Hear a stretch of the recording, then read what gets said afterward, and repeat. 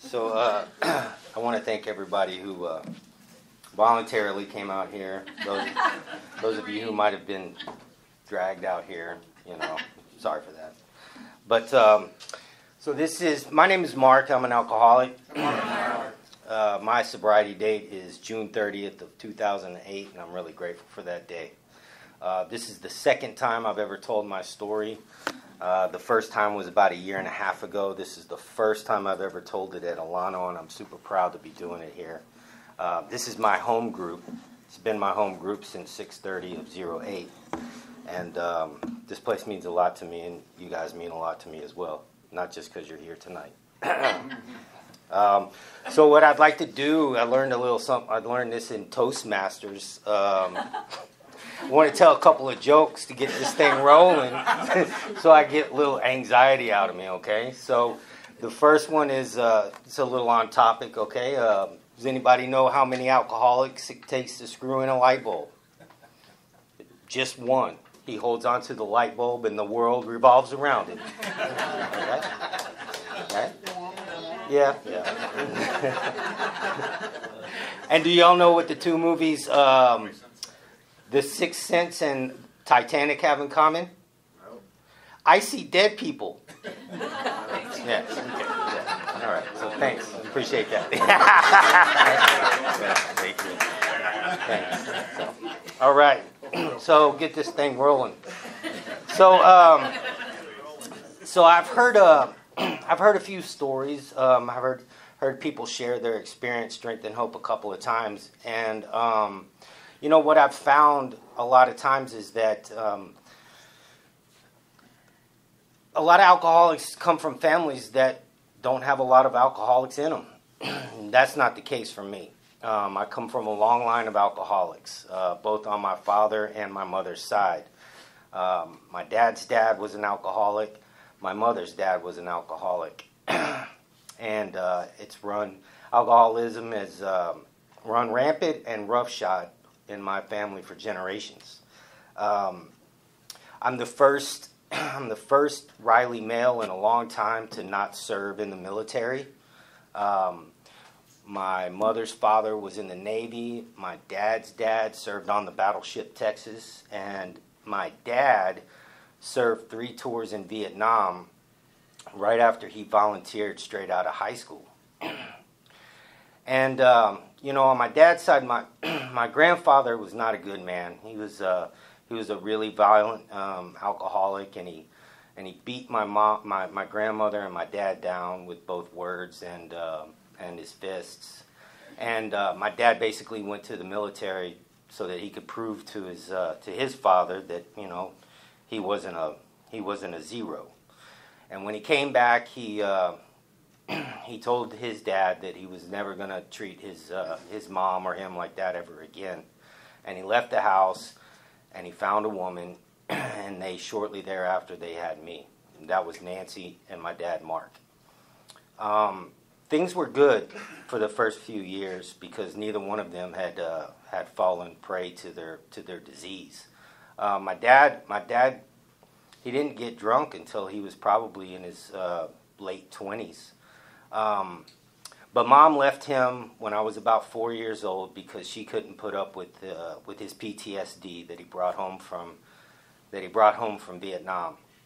And things started getting weird for the family about that time, as if they weren't weird already. But during the divorce and during the separation, my mom fell into a rough crowd, and she got hooked on a lot of narcotics and things like that, and Dad found out that she was living dirty, and he decided at that point to separate me from that side of the family. About that time, it was the early 80s, and things were great. Dad was in real estate, and I don't know how many were in Houston during the 80s, but it was good for a lot of people, and it was fun. And we even had some property on Lake Travis. We'd go there during the weekends. I'd ride some three-wheelers. Y'all remember three-wheelers? Those things were dangerous, man.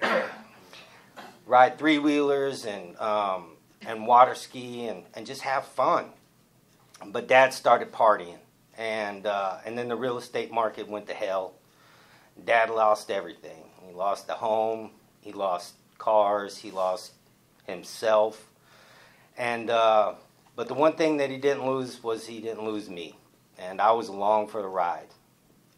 So eventually, asked out, my dad and I moved in with my grandmother when he was probably about 29, and I was about, I guess I was around 13 at that time, and we moved into a one-bedroom loft with my grandmother, and he and I took turns sleeping on the couch and sleeping on the floor. And I did that until I graduated high school. And I hated high school. I hated middle school. Because all the kids around me had everything that I wanted and everything that I needed to feel complete. You know, I even back then, I was comparing my insides to everybody else's outsides. And I was coming up short, woefully short. I started to resent everybody, and I started to resent this thing called God that I'd hear about every once in a while. And I was just an angry little kid back then, you know. So, you know, I started acting up in high school, and this was before I even started drinking. I'd shoot dice at lunch. I'd play dominoes during class. On Sundays after church, I'd go to Macy's, and me and my friends would steal clothes. And I did all of this. This was behavior that I was doing because I wanted to fit in, and I wanted to feel better about myself. And if I looked good on the outside, and if I was acting up with all the cool guys, I felt better about myself. And that would be the case for a long time, a big part of my life. So when I was about 16, was when I got drunk the first time. It was Mad Dog 2020 Grape, and I'll never forget it. It tasted like shit. And we bought it at a convenience store right over there off of Little York that would sell to underage kids, you know. And I remember how bad it tastes, but I remember how good it made me feel. I mean, immediately. I could talk to girls. I could talk to the cool guys. So I got drunk. I passed out. I threw up. And I woke up the next day and I felt terrible, but I knew that I wanted to do it again. I was a new man because I'd finally felt comfortable in a social situation. I finally wasn't that square peg in a round hole. And from that moment on, that's the way that I drank. That's the only way that I wanted to drink. I drank to get drunk, and I drank to get wasted. And I was blacking out from the very first time that I did get drunk. So, you know, high school, I ended up graduating, got lucky, and through some financial support from my uncle, I got to go to college. And I went to college at the University of Southwestern Louisiana in Lafayette. And I didn't go there because of the curriculum, and I didn't go there because of the culture. I didn't even go there because they had a live alligator in the middle of campus, which is a true story. I went there because the drinking age was 18. And I could drink in a bar at the age of 18 without having to worry about getting thrown out or arrested or anything like that. And so I started my college career. And I was an English major with a Spanish minor. That was what I did best in high school, so it made sense if I just carried that over. And, you know, there was a long time when I would rationalize the fact that I got kicked out of college because I couldn't figure out a really good job to get with an English degree. But the truth is I got kicked out of college because I was partying too much. I got kicked out of my fraternity because I was partying too much. So I left Lafayette and I came back home because my dad said that my time was up. And I remember laying on the couch one day and I saw a commercial for the Art Institute of Houston culinary department. And I said, you know what, I'd cooked for a while, and of course I'd earned a lot of beer money washing dishes and slinging hash in Lafayette. So I gave it a whirl, you know, and when I got into a kitchen, I once again felt at home. I had left those misfits that I had learned to drink and drug with and outdrank and outdrugged with, and I found a new set of misfits that loved to drink and loved to drug and loved to stay up all night and go to work the next day with zero sleep. And we did that. And I did that for about as long as I possibly could, you know. But in 1997 was when I really started to suffer the consequences of my alcoholism. That was when I got into trouble with the law the first time. And me and one of my roommates, we had closed down this bar on Richmond Avenue, and I was driving our other roommate's car, who was out of town and had no idea we were driving his car. And we closed down the bar, and we get into our apartment complex, and I'm literally 200, maybe 150 yards away from our front door. And in a blackout, I popped the clutch in his Mustang LX, and I rammed into 5 parked cars at about 2:30 in the morning. So the alarms are going off, a myriad of alarms are going off, and people are running down from their apartments, checking out to see what happened. And here I am in the Mustang with the buckled hood, and I am flying out of that apartment complex, through the security gate, down the street, and I wrecked again. The cops come, and I didn't get a DWI because I was not behind the wheel when they got there. I was on foot by that time. So, you know, I get a little slap on the wrist. I get a couple hours community service, and I spent the night in jail. And of course, when I got out, my friends were telling me that I was not an alcoholic. You know, I just made a mistake, poor judgment error. You know what I mean? And continued to party. You know, I was probably drunk the next day. So I continued on, and I worked really hard, and I partied even harder. And then about in February of 2000, I lost a really good friend of mine that I had met in college and that had come from Houston, and I'd gotten really close with his family. And, you know, he committed suicide. He had graduated from the University of Virginia with a law degree, but he partied like I did, but was the smartest man I ever knew. And he had gotten accepted with a firm down here, and one day, 3 months into his whatever that first part of your job with a law firm is, he decided to end his life, and I didn't know what to do. So what I did well back then was I ran. I just ran. I ran from my problems, and me and another buddy ended up being roommates in Austin, and I went there to find myself.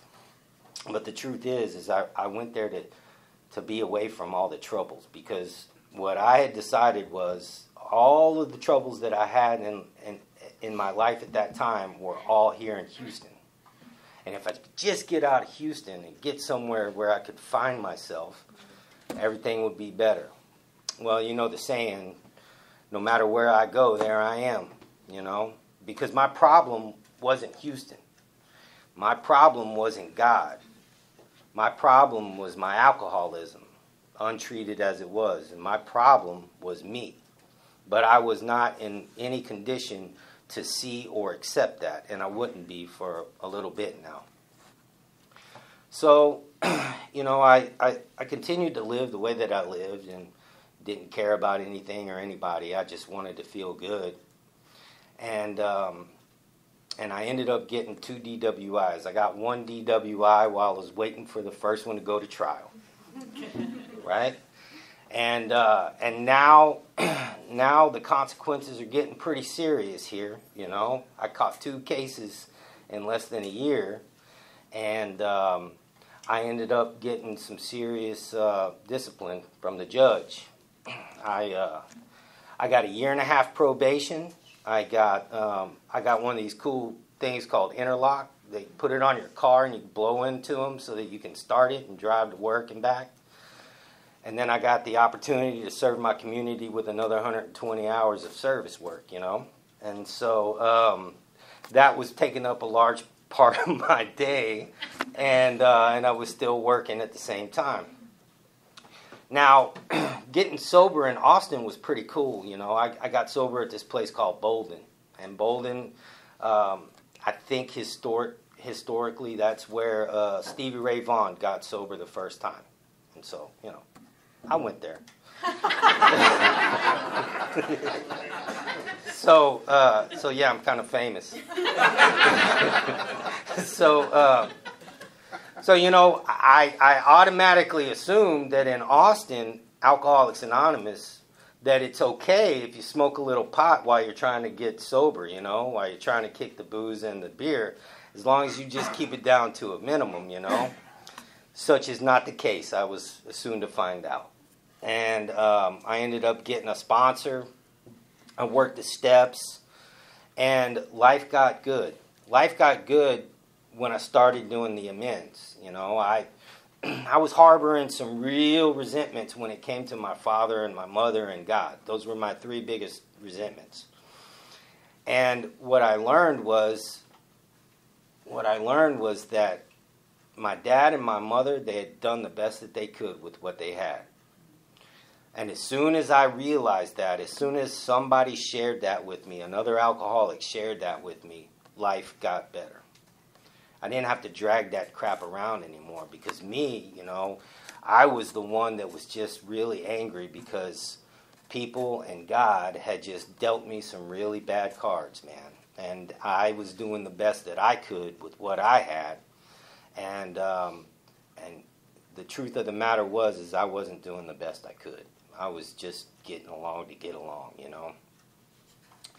I stayed sober for about 1.5 years, and you know, I was doing the right thing. But the truth is that I wasn't 100% committed to this program and to staying sober. I was really just counting the days until I was off probation, and I was trying to learn how to drink again.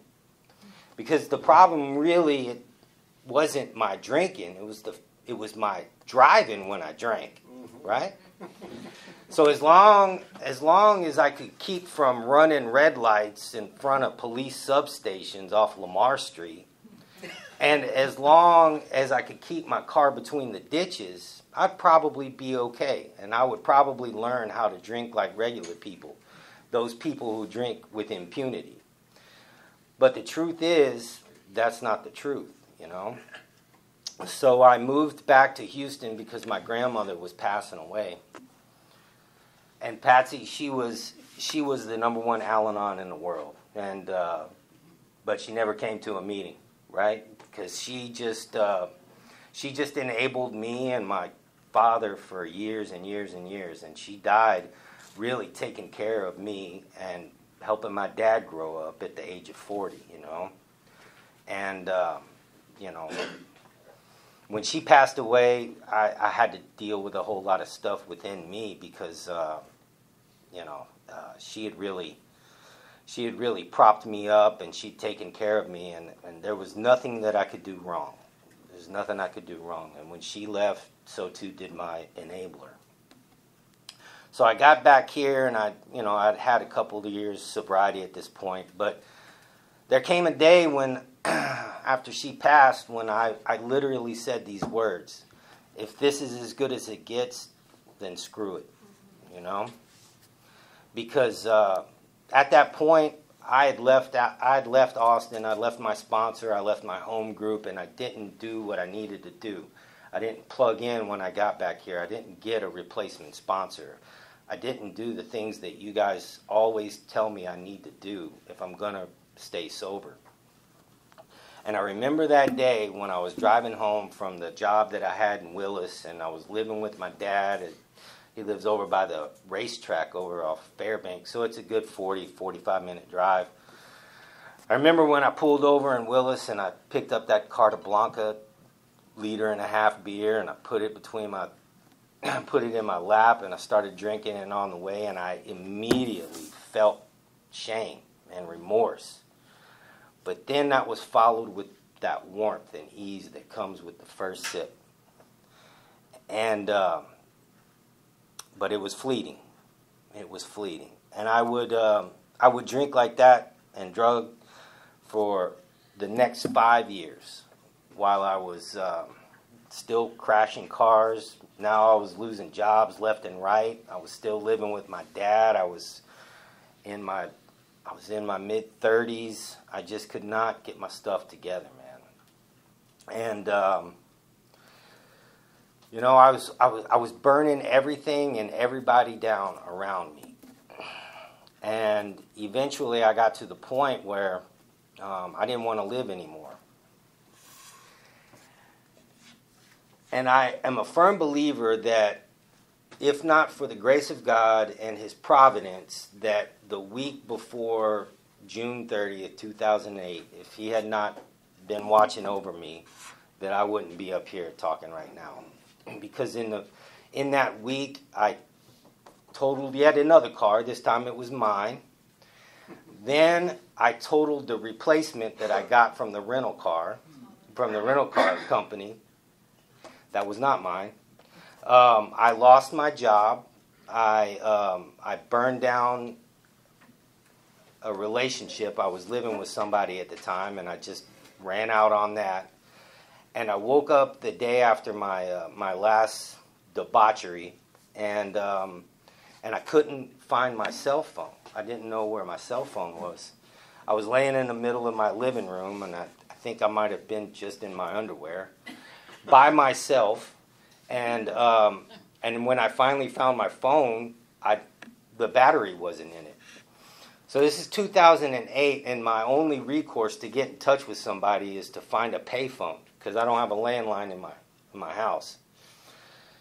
You know how hard it's finding a payphone in 2008? I don't think they made them anymore, you know? So I started walking around looking for payphones, and I finally found one. And I called my dad up again, and he came and picked me up, and he said that he was going to take me to a rehab, and that was it. You know, it's the last time he's going to help me with anything that had anything to do with my alcoholism. So he checked me into the rehab, and I went down to Side Creek, which is real close around the corner. And I have to tell you that the moment that I walked in those doors, the compulsion and the desire to drink and drug was gone. It was absolutely gone. And I think that that's a direct result of me having been completely beat down by this disease. I was tired. I was done. I was finished. And I went into that rehab with hopes. You know, I had hope again. And while I was in there, they had some meetings. They had some people that voluntarily came into that nut house to come in there and share with us how they got sober, how they stayed sober, and where I could get sober. And one of them was from here. So when I got out, this is where I came first. And I threw myself into Alcoholics Anonymous. Not just similar to the way that I had when I was in Austin, but with much more commitment. I was introduced to Alano, and Alano introduced me to my first sponsor, Dudley F. And I immediately saw in Dudley F. somebody that I wanted to be like. He had something that I wanted. Now, Dudley F., he likes to share. I don't know if you guys know that. In fact, there are certain words that Dudley doesn't like to share in a meeting, but I'll just listen are not 3 of them, okay? He likes to share. And the thing about it is that he shares constructive stuff. He shares his experience, strength, and hope. I chose him as a sponsor because I knew that he had helped dozens and dozens of men in this city get sober. And he's stayed sober for, I think it's 42 years now. He might be going on 42. And so I started working with Dudley, and he started taking me through the steps. And I kept telling him about how concerned I was about not having a job. And he told me, your job right now is Alcoholics Anonymous. Your job right now is to stay sober. So that's what I did. I mean, for the first 3 months, I was either in a meeting or driving to a meeting from about 9 o'clock in the morning until 8 o'clock at night. And that's how I did it. That's how I got sober. That's how I worked the steps. And, Dudley would always say, listen, if you take care of AA, everything else will fall into place. And I didn't believe him. Of course not. I didn't believe him, but I said, look, I was convinced that the way that I had lived life and the way that I was going through life prior to me getting into these rooms was absolutely not working. So let me give somebody else an opportunity to show me how to do it. And so I came in here and I got busy. I got busy getting busy, and I got busy on my recovery. And before I knew it, I had a couple of years of sobriety. And things were going really well.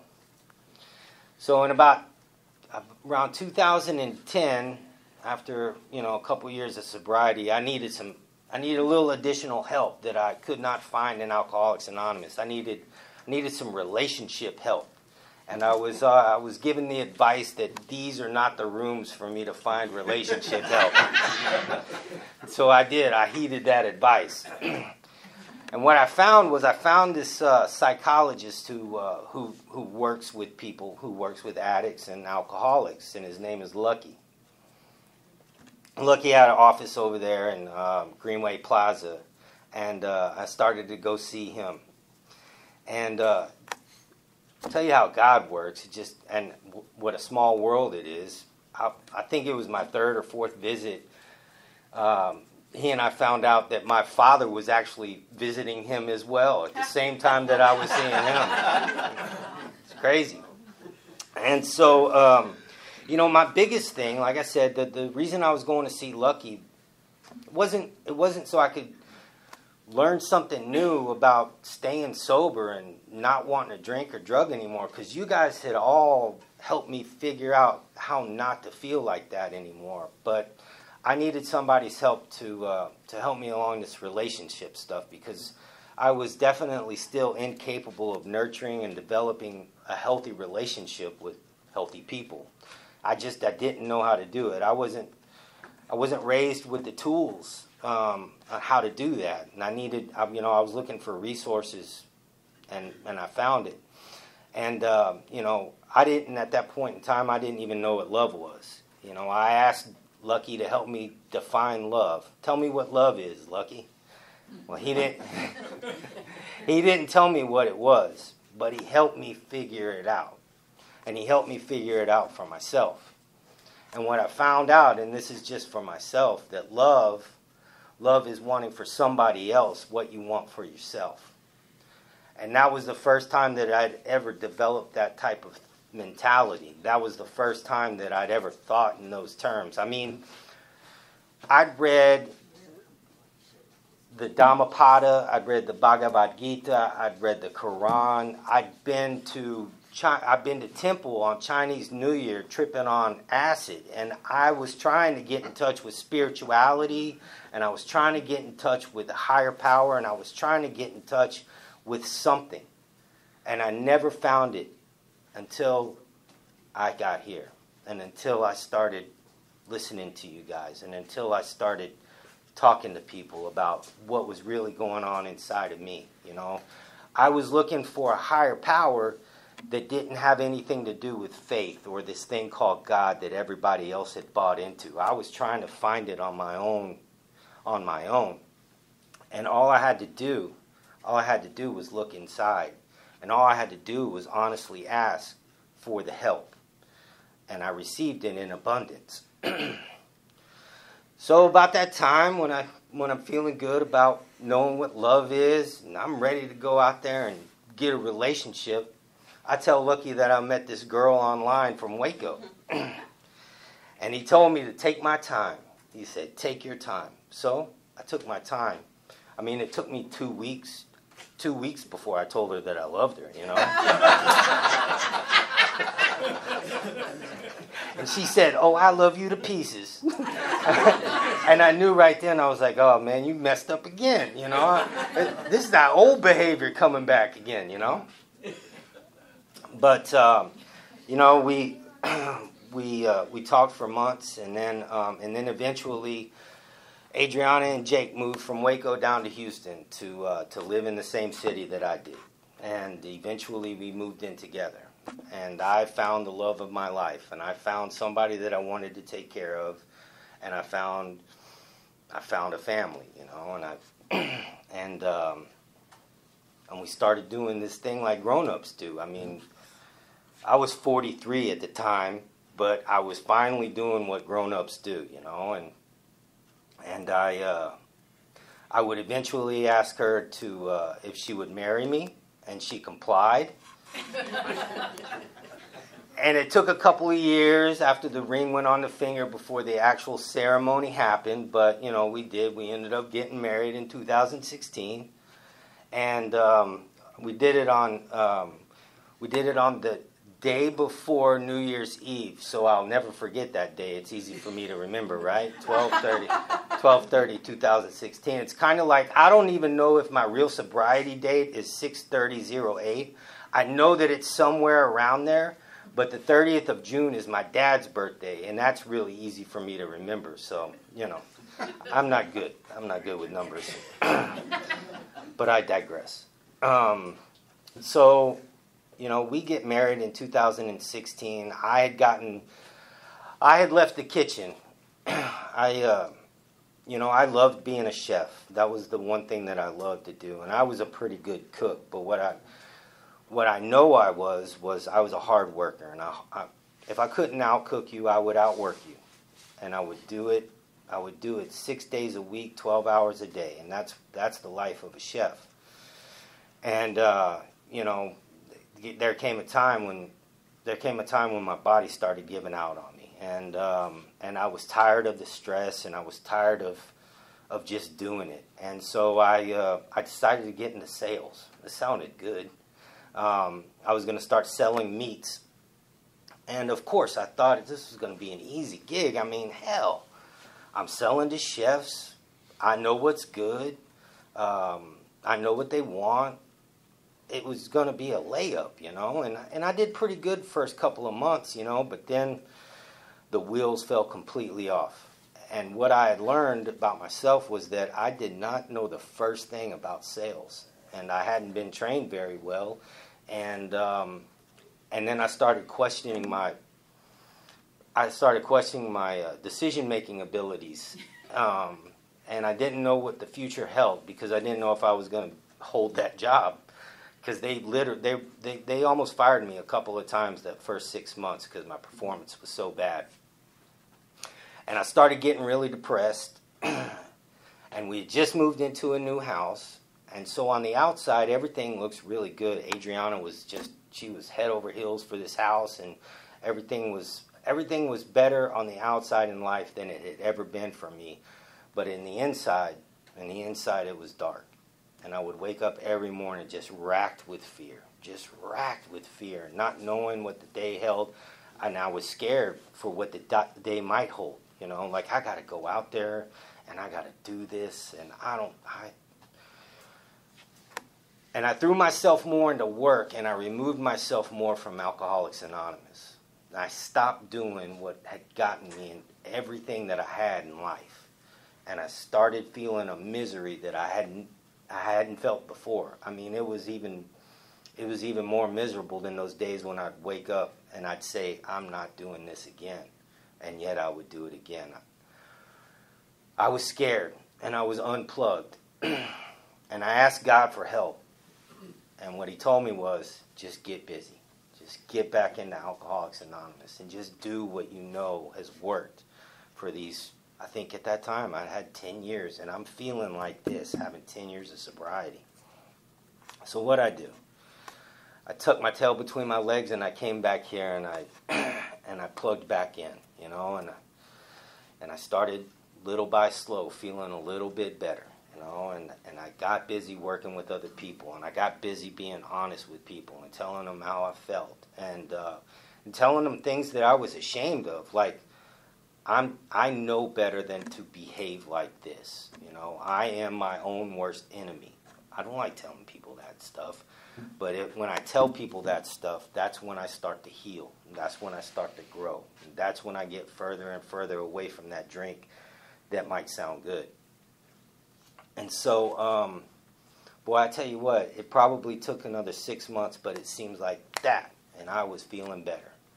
Because I got introduced to places like the Texas House, and I got introduced to the Powerhouse, and I started going there and seeing guys who had it a lot worse than I ever did. They definitely had it a lot worse than I currently did, you know.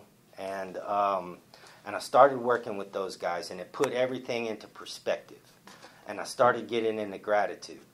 And that's one of the things that Dudley taught me as well. He says, you know, basically at the end of the day, if you can see an alcoholic who is not feeling really good about himself, it's probably because he's lost his gratitude, you know. And the minute I start losing my gratitude, I start losing my faith. Start losing my faith, I start losing my hope. And then I'm back to where I was before I even got back in here. So, you know, since those days, things have gotten progressively better. And I'm at a point in my life where, you know, there are times when people go, you know, my life is better than I deserve. And I have a hard time really thinking that they're telling me the truth when they say that. But I can honestly tell you that I honestly believe that my life is better than I deserve. And it's not by a whole lot of things that I have done on my own. Like, I didn't come into Alcoholics Anonymous for self-discovery, you know. I didn't come into Alcoholics Anonymous to find a higher power. I didn't come into Alcoholics Anonymous to feel better about myself. I came into Alcoholics Anonymous to learn how not to drink and drug, because I absolutely had to drink and drug every day of my existence for the last 5 years that I was out there. I had no choice. I had lost the choice, you know. The party was over, and I was just doing the deal. And there was nothing really fun about that. But life today is really fun. I really love life, and I love you guys here. I have a lot of challenges. Challenges pop up, but I try to look at those challenges as growth opportunities, because you guys tell me that's what I need to do. And I don't do it well all the time. You know, I spend a lot of time in my car, you know, driving around from sales call to sales call. And I don't know if you guys ever experienced Houston traffic, but there's some people out there that don't drive really well, you know. And they get in my way, and they don't let me over. Oh, man. And then, like, over here on 249, every morning, 249 and the Beltway, you're either going west or east, and nobody knows what the hell they're doing. And it's like every morning, I'm like, you just did this yesterday. Why can't you get it right today, you know? And I have to remind myself, listen, man, you're just as messed up as the rest of these people, if not more so, you know? But these are the small things that I have to deal with today. I mean, these are high-class problems compared to what those guys down at Texas House and those guys down at the Powerhouse have to deal with. And that kind of stuff helps me to put it into perspective. And what I'm really grateful for today, and this is what Alano has given me, is given me a family, you know. I've got people here that I can call. I've got people here that when I see, they make me feel good. I got somebody I can call when I'm having a bad day, and he answers the phone, and we can just kind of commiserate.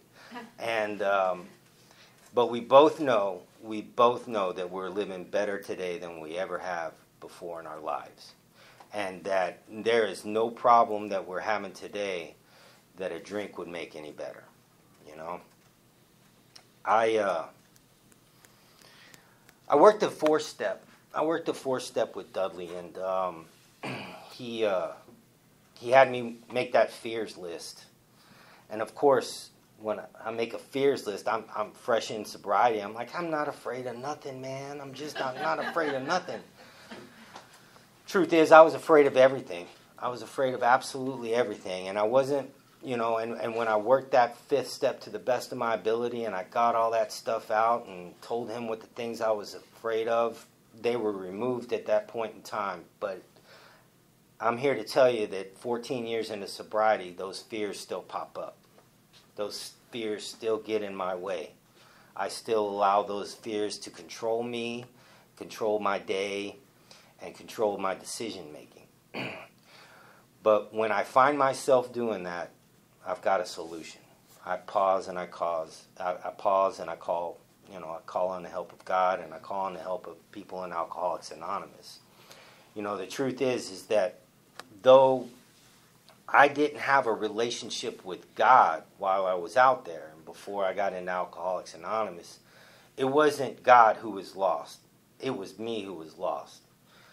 It was me who didn't realize that I had God the whole time. God has never let me down. Even when he robbed me of my mom. Even when he made my dad an alcoholic. It was me who couldn't see the blessings that were working in my life this whole time.